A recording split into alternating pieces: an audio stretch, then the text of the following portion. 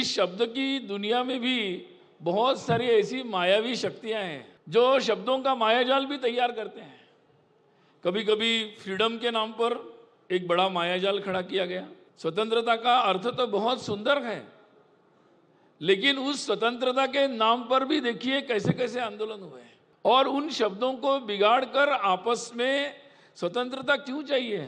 ताकि हम स्वाधीन रहे, ताकि हम सबको जोड़ सके। भारत को स्वाधीनता क्यों चाहिए थी? ताकि हम मुक्त रूप से अपने हिंदू चिंतन के अनुसार सबको अपना मानकर जोड़ सके। हम उस बंधन में फंस गए थे।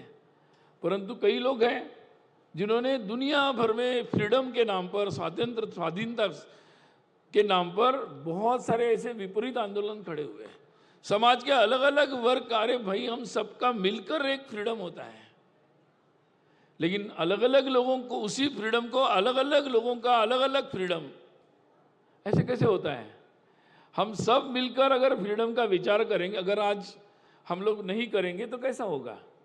तो मुझे लगता है कि इन शब्दों का जो पूरा मायाजाल रचा गया है और पूरी दुनिया इससे त्रस्त है, पूरी दुनिया त्रस्त है, क्योंकि इसके नाम पर कहां से कहां चीजें पहुंच गई। जहां चीज प्रारंभ हुई पश्चिम में महिलाओं की स्वतंत्रता के नाम पर, वो फेमिनिज्म प्रारंभ हुआ और वो महिलाओं की स्वतंत्रता का कोई उसमें से अर्थ निकला कि नहीं निकला, ये तो समीक्षा का विषय है। परंतु उसने समाज की पारिवारिक व्यवस्था को जरूर खतरे में डाल दिया। और पश्चिम में वो पहुंचते पहुंचते वो आज बुकिज्म तक पहुंच गया है।